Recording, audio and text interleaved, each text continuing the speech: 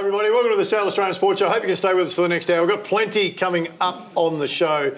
There is one segment coming up where we're going to hear a lot about a fella called Bob Quinn. Bobby Quinn. And you need to stay on for that because it is an unbelievable story about his time in the war and his son touches on it magnificently. So we've recorded that one, so we know that one's a beauty, and there's some other beauties in there as well. As always, Barry Curtin, welcome to the show, Baz. Hi, mate. Thank you. Been a bit happening on. I want to talk about the Aussie cricket. Andrew Capel's on a little bit later in the show. I want to touch on it with him as well. Yep.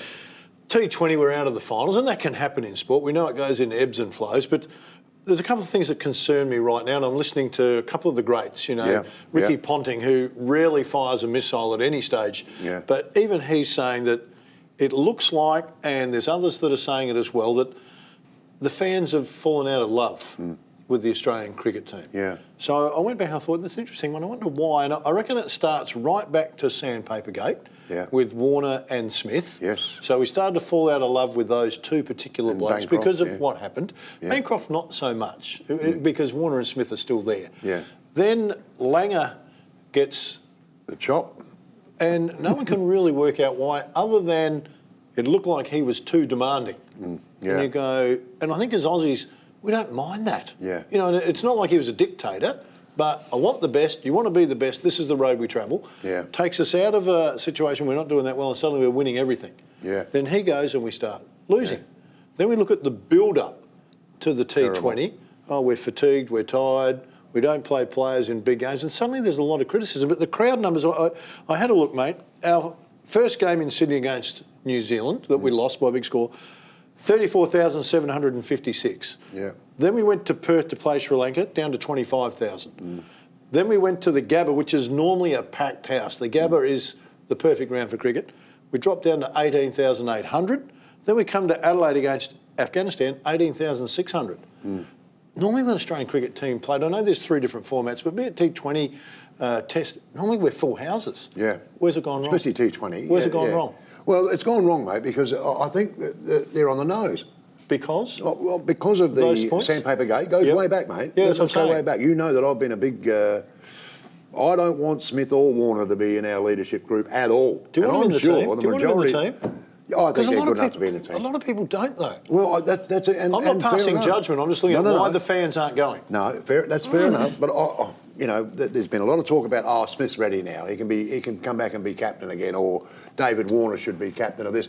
No, absolutely not. I think if you took a poll amongst the Australian cricket public, they would say the same thing. Yep, I'd agree with that. Mate, you blew it. You were there and you blew it. So that's it. You've got to promote someone else. So I think they've been on the nose since Sandpaper Gate. So if we just come back to that for a moment, should have Cricket Australia, who've made, looks like a few blunders, and we all make them, should they have just gone, that's it, boys, don't raise it again. It's done and dusted. Because every time you bring something up from the past, it just reminds people of that whole thing. And then suddenly go, you know what, I don't know. And it never happened to the Australian cricket team, Just mate. let it go. Even Whether the judgment was right, wrong, whatever happened, it's done. Yeah. Put it to bed and we can all move on. Even under a tough captain like Ian Chappell, and he was tough. Trust me, he was extremely tough.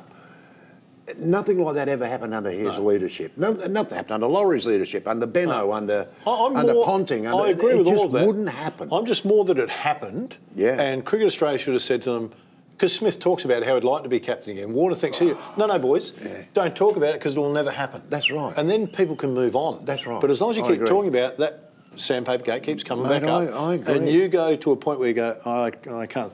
So now it starts to impact on following the Australian cricket team, I think. Yeah, and then Paddy Cummins comes out and said what he said, and people are going, hang on a minute. Play cricket, mate. That's your job. Your job, and you get well paid for it, is to play cricket. If you've got a personal issue, then it should stay there. You can't involve the rest of the team in what you think. It doesn't necessarily mean what Mitch Marsh thinks or Glenn Maxwell or whoever. Mate, just wear the jumper. And if you don't want to wear the jumper, there's 1,000 other guys out there who will wear the jumper and wear it well.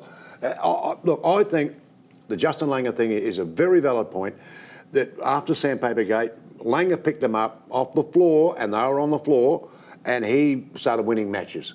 Now he's gone. And we had a lead into that World Cup, this T20 World Cup, which I found disgraceful. Just not on. Really, mate. Yep. You're going into a World Cup. So you get your best 12 and you've, say, got 4 or 5 games to play before that first World Cup game, then your best side must be playing in that 5 games. Must be playing. So that you go in with some momentum. We went in with none. We had Cameron Green open the batting, who wasn't even in the T20 squad. So he's out. What's he doing open the batting? What are they doing? So their preparation was, their total defence as a whole was poor. Really, really poor. Oh, and they got the result they got then, didn't they? The coaches, and I don't like hammering coaches, but at the end of the day, when we played Afghanistan, they dropped Mitch Starc, Oh, yeah. who was the best death bowler in the world, world. who would have gone through the Afghanistan openers like a dose of salts, and they dropped him. Yeah. They left him out of the side. Mate, that'd be like running the sports show with no Barry Curtin, mate. That's what it'd be like. Hey, we need to get over to Millie for the sporting news. Millie, what have you got for us? Thanks, Phil. Hi, everyone, and welcome to the final newsread of the season. It sure has been quite a year for sporting news, with some very memorable and interesting moments. And to round it off with that has truly been an admirable year for South Australian athletes, with the annual South Australian Sports Institute Awards that were held at the Adelaide Convention Centre on Friday night, honouring the best in South Australian sport. The awards presented recognised SASS's top athletes, with staff and coaches also being recognised across a range of categories. They acknowledged their contributions to the achievements to the past 12 months, with some memorable moments from Birmingham Commonwealth Games celebrated in a multitude of South Australian athletes, contributing to 23 gold, 11 silver and 8 bronze medal tally. Marathon runner Jess Stenson was awarded Female Athlete of the Year for her phenomenal efforts in the women's marathon at the Commonwealth Games, whilst Kyle Chalmers took out the Best Male Athlete for his world record-breaking efforts displayed in Birmingham on poolside. In what has been a stellar year for South Australians in sport, it sure was a night to remember. To some sadder news now, NRL stars have farewelled Liam Hampson in emotional scenes after the 24-year-old died in a Spanish nightclub last month. Fans were left devastated after Hampson went missing for 30 hours while partying with a group of NRL players, including Titan speedster AJ Brimson and Bronco star Jordan Ricky in Barcelona. An estimated 1,000 guests attended Redcliffe's Moreton Daily Stadium on Monday, the same place the Dolphins hooker had graced the ground just a matter of weeks ago in the QRL Grand Final against the Northern Devils. Despite tragic circumstances, it was a colourful display for Liam, with his family asking guests to wear party shirts and casual clothes, encapsulating the life of what was a man who had left the earth too soon. A World Cup referee has made headlines and raised many eyebrows after breaking a controversial record in the Argentina Trophy of Champions final. Racing Club claimed the Trophy of Champions after a chaotic 2-1 win over Boca Juniors, which ended with not 1, not 2, but 10 red cards. Boca Juniors had 7 players red carded, while Racing Club had another 3 in a bizarre world first. Facundo Tello is one of the list referees for the World Cup starting in Qatar on November 20, with his actions leaving players wondering if they'll see similar circumstances in the sporting showpiece event. Feeling good as gold after being given the green light to defend his British Open crown, Aussie golfer Cameron Smith has hoisted 3 of his countrymen in Miami to earn himself an enormous $12 million payday at the final. Smith, who is punch captain and the only Aussie to win a live golf event, was a standout in the individual players as 4 teams competed for the title. His score of 7 under 65 was 3 shots better than anyone else on the course and 5 shots better than his next teammate, Matt Jones. Smith's team included the likes of Mark Leishman, Matt Jones and Wade Ormsby, who were just 1 shot away from splitting a $25 million cheque. Leishman and Ormsby unfortunately shot over rounds under par that dwindled their team's chances of taking out the final.